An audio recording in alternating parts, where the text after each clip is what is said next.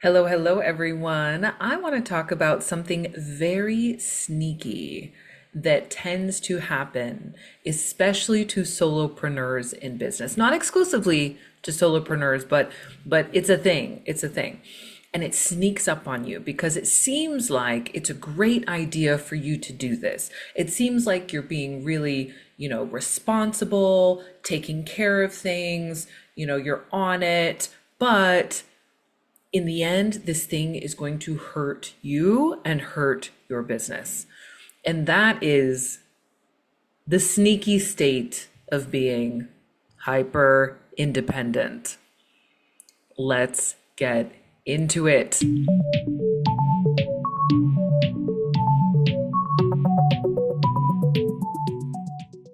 Now, hyper independence might seem like something that is really useful as a CEO in your business, right? You are tapped in, you are being a leader, you are ready to make the decisions, be purposeful, be intentional. But there's this thing where you really believe that you have to do it all by yourself. Tell me if this sounds like you. A lot of people that I meet who are, really ready to leave their corporate career, or they're really ready to go all in on their business and finally make it, sustainable, successful, like profitable, all the things. They feel like they have to figure it out on their own. And they feel like they're dumb if they don't, right? Like we tend to have this really nasty, negative inner voice. I don't know about you, but I definitely have that where it's like, oh, you should know this. Like you're smart. You have an education. You had a successful career. Like you should already know this. You should just be able to figure it out on your own. You don't need anyone else, da da da da da da da da, right? And then we end up mistakenly looking at things like help, support, mentorship, coaching, courses, whatever. We look at that like as a treat. Like, well, once I get my business to a certain place, then I will start working with a mentor. Or, well, once I, have some success and I've got it all figured out and I make all my decisions, then I'm going to start, looking for my community, and introducing myself to people. This is all backwards. I was going to swear for a minute, but this is all completely backwards. This is the wrong way. And I get it. I know why we do this. It's because we often have this thing inside of us where we truly think that we need to have all the answers and that we're going to look silly and we're going to look dumb. And there's a bit of like shame and worry and maybe pride and ego going on here. And we also may be a firstborn daughter. And we may have all of the hopes and dreams of our families resting on our shoulders from generations to generations. And we think we have to do it all by ourselves, right? Like, who here is with me? Oh my gosh, but we just end up tying ourselves in knots. This hyper independence is stopping you from success in your business. It is one of the main things that I see that stops especially solopreneurs from leaping ahead much faster. When we work together, when we have support, when we pool our resources, when we connect to our dream community and our people, we can be moving forward so much faster. We can be getting answers. We can be getting ideas. We can be getting motivated. We can be getting accountability partners. Like there's so much opportunity out there when you are open to working with others. Much more than if you are trying to do it all by yourself. You don't have to do it all by yourself. And this is just your reminder. Maybe you needed to hear this today.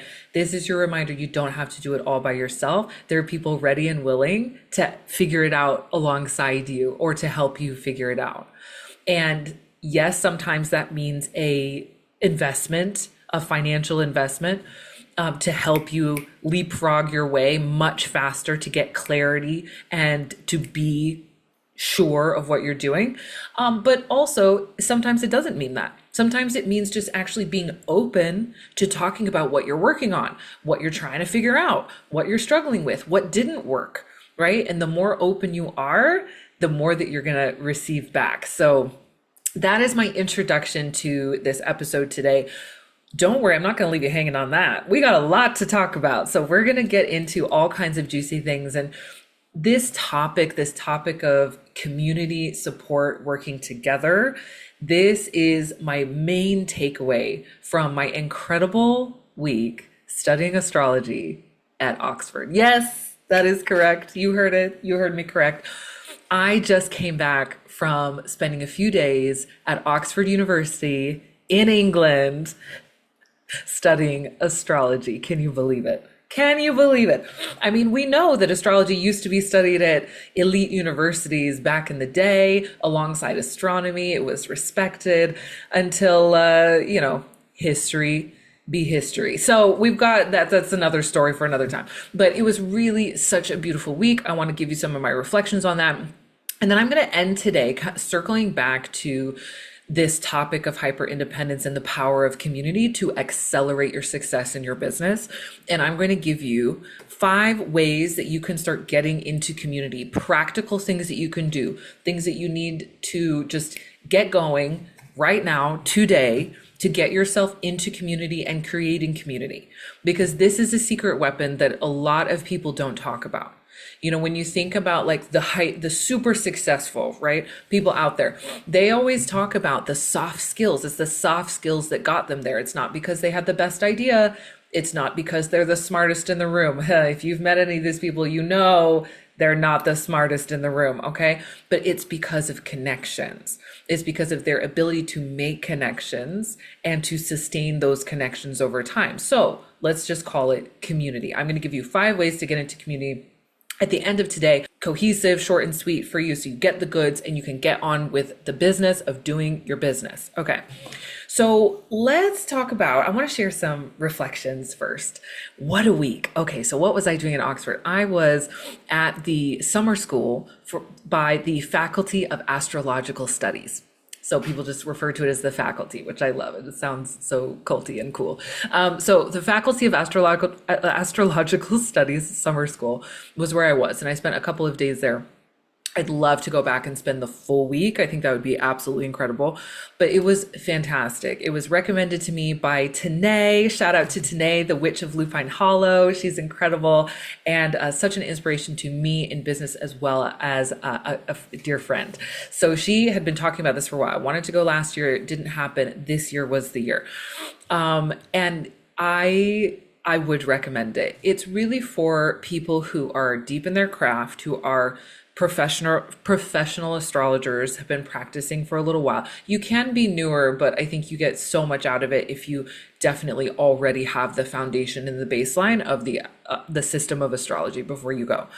So it's for professional astrologers to come and hone their craft, learn new things and techniques, and be inspired and make connections. So we were at Exeter College and it was just absolutely beautiful. Go over to my Instagram and my TikTok. I'm sharing images, and on my newsletter list, I'm going to share like a reading list and some images as well over there. So make sure, well, if you're getting this podcast, you are likely already on my list, but if you are not, please make sure you are on my Substack email list. So I went to 7 talks total, and there's so much to unpack from those talks. In my Constellation membership, I'm going to be dropping a lot of the gems of things that I learned or sharpened in terms of my technique and my understanding of how to apply some of this advanced astrology. But I want to share a couple gems for you today. So these classes were varied and very interesting. So they had 3 tracks. The tracks were, here we are, the key. So track 1 was astrology, psychology, and the archetypal world. So it was really more about like lots of Jung, right? Lots of Carl Jung, lots of, talking about the internal self, the subconscious self, etc., and archetypes. You know, we love our archetypes around here. My goodness, had some fascinating discussions about that. Track 2, magical connections, exploring relationships. I spent a lot of time in that track. I did a lot of the relationship stuff. Very good, very juicy, and very on theme for what we're talking about today. So then track 3 was revisiting old techniques. So they have different themes every year, and you go and you can just create your own timetable. So there's different options, but the one I did was kind of like choose your own adventure. And each time slot, you have 3 different options and you choose which one you're going to go to. And you can jump between the tracks, et cetera, et cetera. So there were a couple of things that I attended, some gems that I just wanted to share with you. I've made a couple of highlights. The first one that I went to was by Lindsay Gladstone, who I am such a big fan of now. She did this relationship track session called Heroes and Villains. And so we talked about transits and how you can recognize when heroes or villains come into your life, and what that projection of who they are and what they are to you means. Especially looking at the social and outer planets, so Saturn, Jupiter, Uranus, Neptune, Pluto. And I wanted to share a couple of little things with you that I really loved. This idea of the conjunction. So we're thinking about transits now, right? So when you're looking at the year and you're looking at how different planets are hitting your chart, a conjunction, she was talking about it as a seed moment. And I like that so much, this seed moment of starting something new.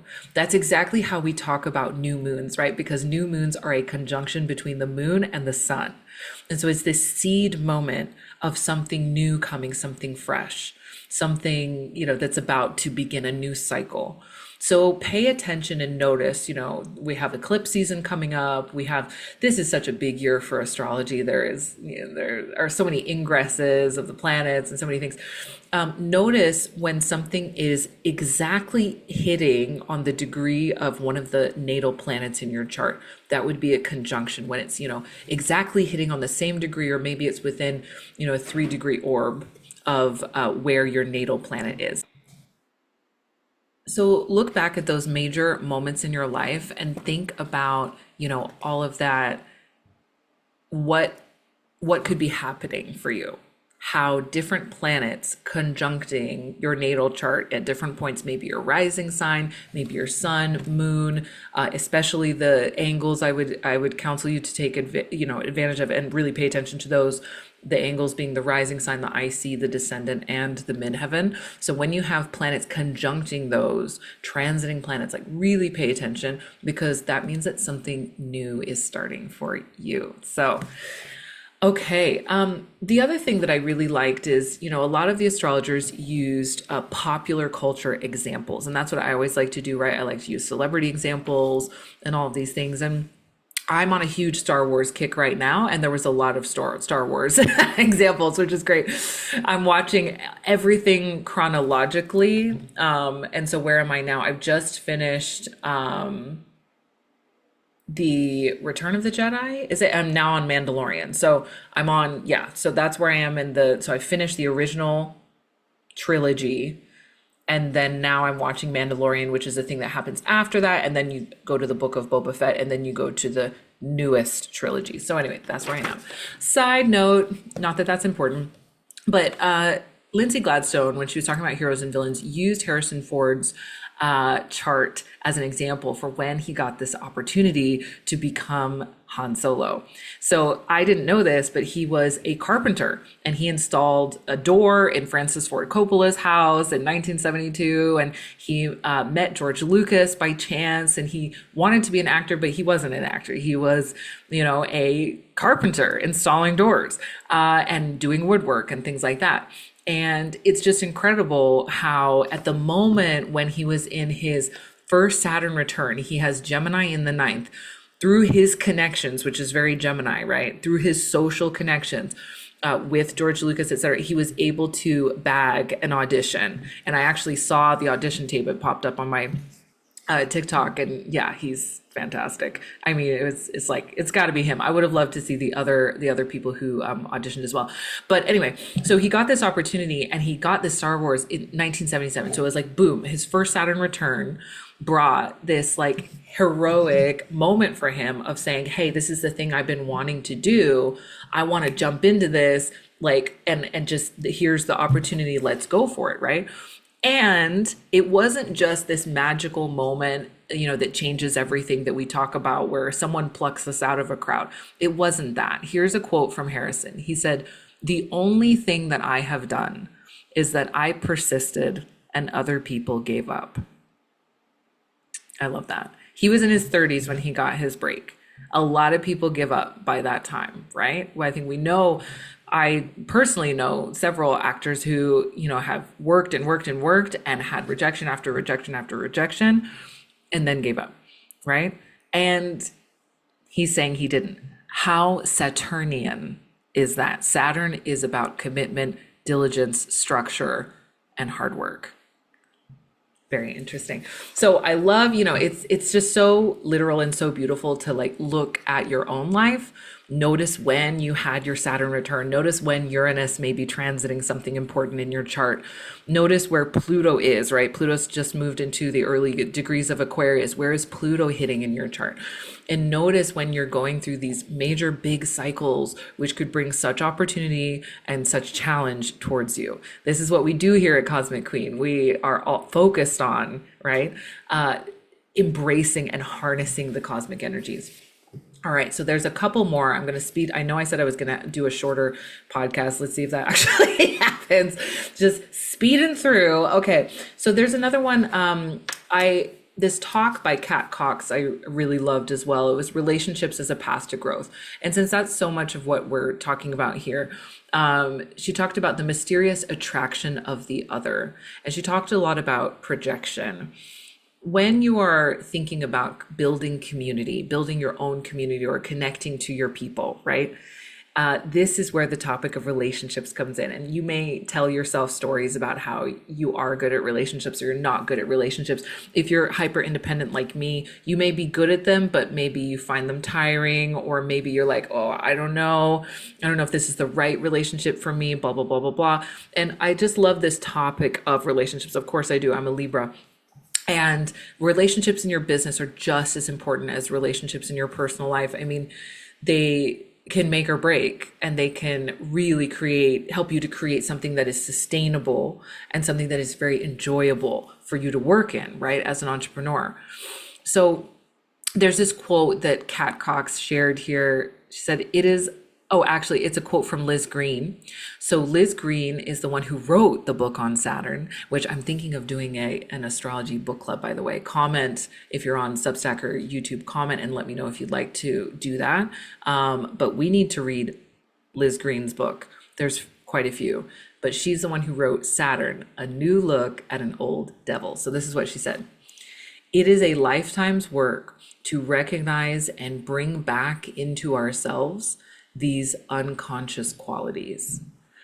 So what does this have to do with relationships? Often in relationships, what we like in other people, what we see is ourselves reflected back. It's a mirror, right? So when you meet someone, you're like, this person is my kindred spirit, to quote Anne of Green Gables. This person is my bestie. Like, this person is exactly who I want to collaborate with, exactly who I want to do business with, exactly the perfect client to work with me, et cetera, et cetera.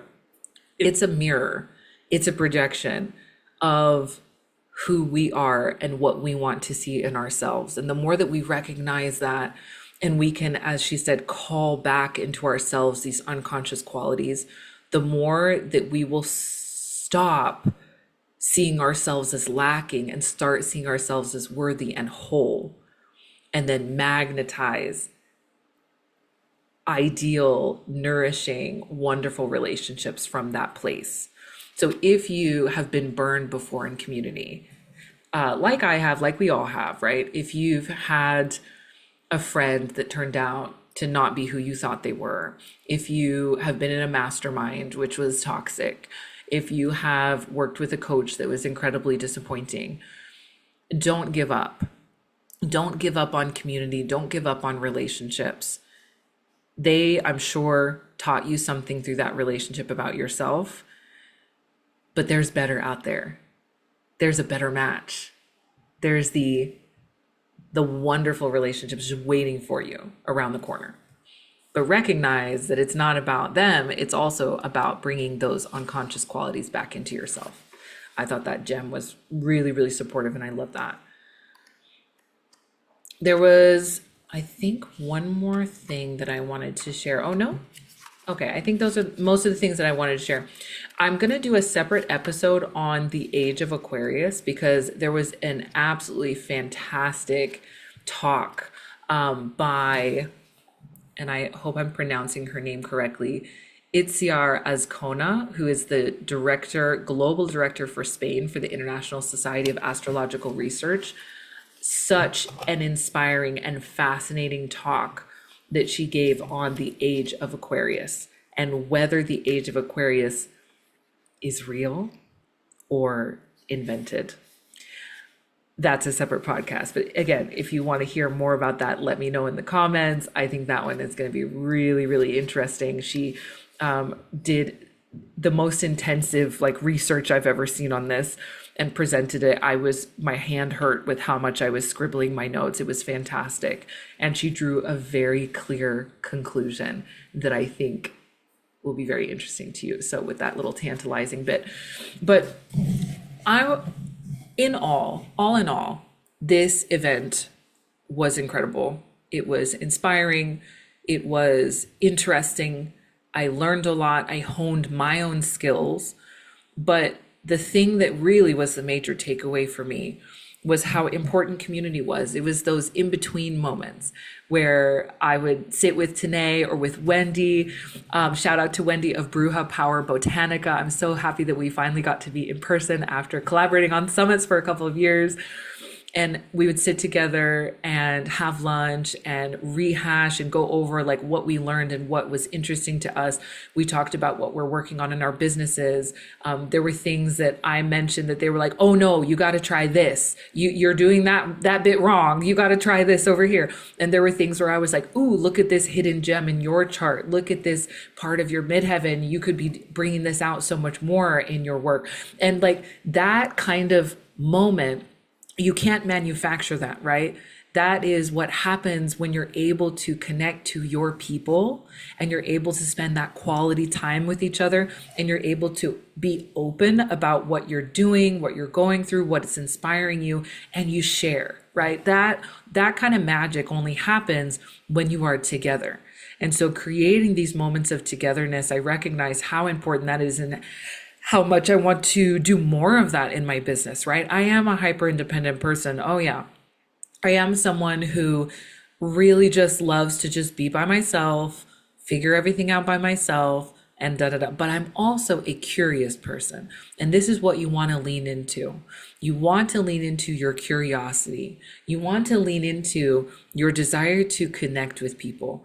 Because I can't tell you, even over this summer vacation where I have not had, regular childcare, it's been very, up and down with the amount of time I've been able to spend on my business. I haven't been able to do as much as I had planned. And yet the things that I did plan were collaborative. So I've been, working in the What She Did Next series with the incredible Kayla G and those 7 other women in that series. I was in a summit by Andrew Colombini, the Business Code. I have another summit coming up soon. And so the things that I did were community oriented and collaborative. So I was able to step away in my business and still have money coming in, still have new members joining my membership, have new clients coming in. I just signed a new client last week. So exciting. And the things continue to tick, right? I've had hundreds of new signups to my lead generators, to my email list over the last few weeks, working the minimum in my business.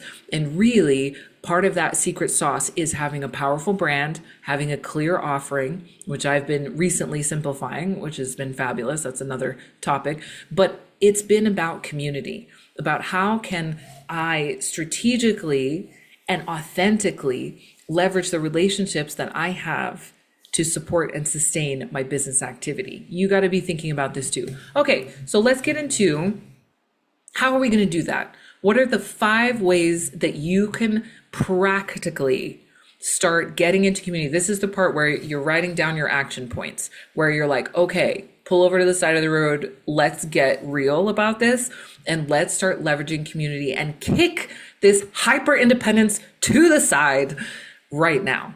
Okay. So number 1 is practice introducing yourself. This may sound silly. Trust me, it's not.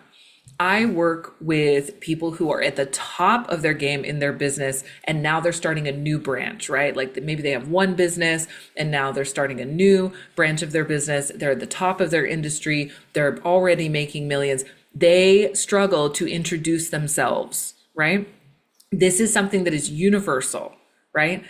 Introducing yourself. How are you going to introduce yourself as a business owner for this thing that you're creating, this service or this product? How are you going to introduce yourself? So if you're at Oxford amongst other people and they say, oh, hi, I'm so and so, I do this. How do you introduce yourself? What do you say? In one sentence, the simplest version. Get that down.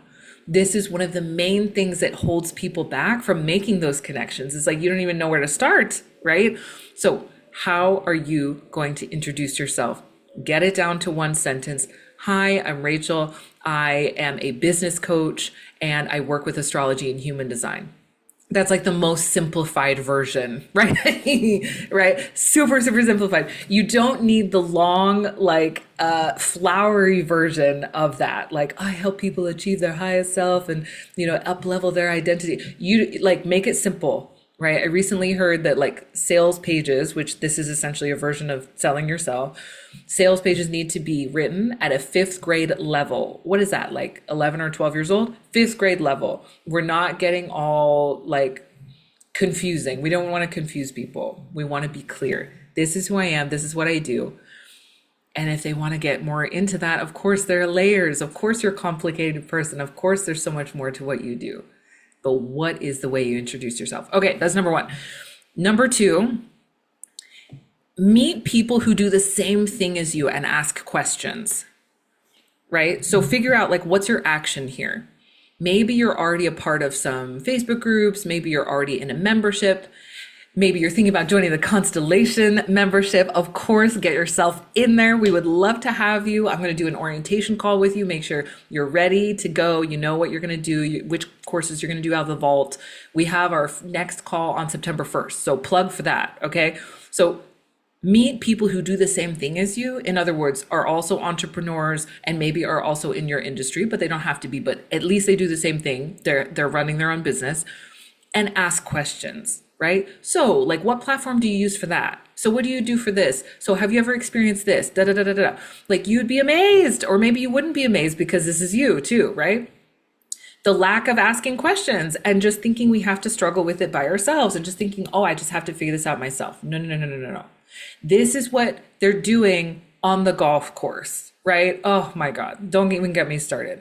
When I used to work in corporate, and was one time invited to the golf course, I was like, I don't want to go. Why would I do that? That's so boring.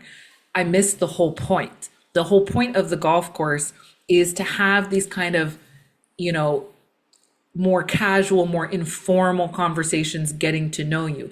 Business happens on the golf course, right? So what is your golf course? That's the question. So this is the action point. Where is my golf course? What is my golf course? Where I can spend some quality time, informal time with people who are doing the same things as me.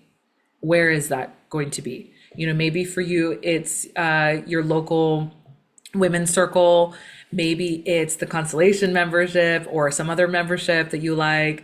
Maybe it's a Q&A group and a summit that you're in, and you're like, okay, I want to meet people that I know and like that are doing the same, whatever it is, right? Whatever it is. Maybe it's a conference you want to go to, all the things. Okay, that's number 2. Number 3, get a biz bestie. So having someone, this is for solopreneurs, right? If you're a solopreneur and you're just trying to keep yourself accountable, and you don't have a mentor, there's no one else, it's just you, yourself, and you, get a biz bestie. So someone who is also doing it, not someone who's just sitting on the sidelines critiquing and judging what you're doing. That's not what it is. It needs to be someone you really trust, your kindred spirits, and there's a no judgment zone, right? You're not judging each other. You're like, oh, no, no, no, no, let me tell you how to do this easier, right? It's not like, oh, you're an idiot. So this is not a parent, right? This is not someone who's not in the same zone as you. You need to find a biz bestie who's actually in the zone, right? I have my bestie is also my biz bestie. And I have a couple people I would say are my biz besties. And we can just call up each other and be like, I can't figure this out. What do you think? Does this look crazy to you? That you send them your sales page and just be like, does this make sense, right? Have someone like that in your life, right? And it could be a friend. It could be, like I said, a mentor, someone who you've made an investment with, and they're there to support you with this, to give you feedback, to help you hone your strategy, etc. But there's got to be someone. Don't try to do this all by yourself. Okay. And number 4, now I really like this one. Okay. I mean, I like all these, but create your own community and ask people to join, right? So, and when I say that, what I mean is you can start with a podcast, right? You can start with a Facebook group, a Telegram group, a podcast, a paid membership. There's a million ways to do this, but start somewhere. Maybe your Instagram, maybe your TikTok is your community, right? I think of my TikTok as my community as well. So you're going live, you're checking in, you're having chats, you're getting to know people in the DMs, you're getting to know people in the comments. Create your own community. It might not be, maybe you go out there and you're like, I'm not seeing anything that really speaks to me. So make it yourself, right? Make it yourself. Start to create your own energy and ask people to join. And when I say ask people to join, ask people to come and speak, ask people to come and share their insight. Ask people to come and, hey, let's get together. You're really good at this. I'd love for you to come and do a talk, right? You would be so amazed at people that say yes. Some people might want a fee and maybe you're not ready for that, and that's okay. Some people are just like, yeah, absolutely. They understand the power of that kind of, what's the word? Having a circle of people that are pre-qualified, right? That are pre-qualified, that are all interested in this topic and would like to learn more, right? The power of that is worth it. So invite people. Now, one little tip I have about this is if you're creating your own community, offer before asking. This is a little tip. And maybe people have different perspectives on this, but if you just go around kind of like asking people for free stuff or free work or whatever, that could come off a certain way if you're not offering anything in return, right? So I would offer and think about what you could offer and what you could give as well as what you could receive. So an exchange, right? So like, hey, if you would like someone to come and speak in your mastermind, in your membership, you could offer to speak in theirs as well. Right? So, or maybe there's something new you want to teach them. Maybe there's something cool you want to tell them about. The amount of incredible things that I have been able to receive through exchange like that has been just astronomical. And it's a great way to start when you're starting from zero, right? When you've already built up a powerful brand, people already know your expertise. They know what they would invite you for. It's easier. I get invitations every single week to speak and to be a guest and to be, featured in different summits, magazines, working with brands. I get invitations every week, but that's because over the years, I have built up a very strong brand and a very clear proposition. When you're just starting out, offer, right? Offer and tell people, this is what I'm good at. This is what I could support with. This is what I could speak to your people about, right? So it's a give and take. So create your own community and offer before asking. Okay, number 5, the last one is very, very important. These are all very key, but this is very important for the success of this collaboration, for the success of this community building. And it's very simple, but very important. Trust your gut on whether this community or this collaboration or this relationship is a good fit. So important. You've got to trust your gut. If you don't trust your gut, you're just going to be doing things because it seems like a good bargain, or it seems like, this person, I can get a lot out of this person, or this seems like a good collaboration because they've got a lot of followers. Like that kind of stuff doesn't work in the long run. Soul connection, true friendship, true relationships work better than ones that are purely strategic. So trust your intuition and trust your gut. You want to only work with people and work with organizations and work with communities and brands that you feel are such a good fit for you. It's worth waiting for the right one. So I hope that was really interesting for you. I'm still buzzing from Oxford and the connections that I made there. I got to meet some incredible astrologers like Christian Koenig. I got to introduce my archetypes and talk about the power of the midheaven and discuss and debate with people. Why isn't the midheaven used more? How do we see the rising sign differently? Like, it was fantastic. It helped hone my craft, introduce my work to new people, and create connections that I know are going to pay off in the long run in more ways than one, purely from a friendship perspective, but also from a colleague and peer perspective, and of course, from a business perspective. So I hope you're inspired by all of this talk of community. Go out there, create your community, find your community, and maybe you're going to find a home with us. Of course, at the Constellation membership, we would love to have you be a part of our community. We have so much good stuff. I was just reworking our schedule for the autumn. We've got a lot of really exciting things coming up where you can dive into your astrology in such a powerful way to help you harness it in your business and harness it for more clarity and purpose in your life. This is what this is all about.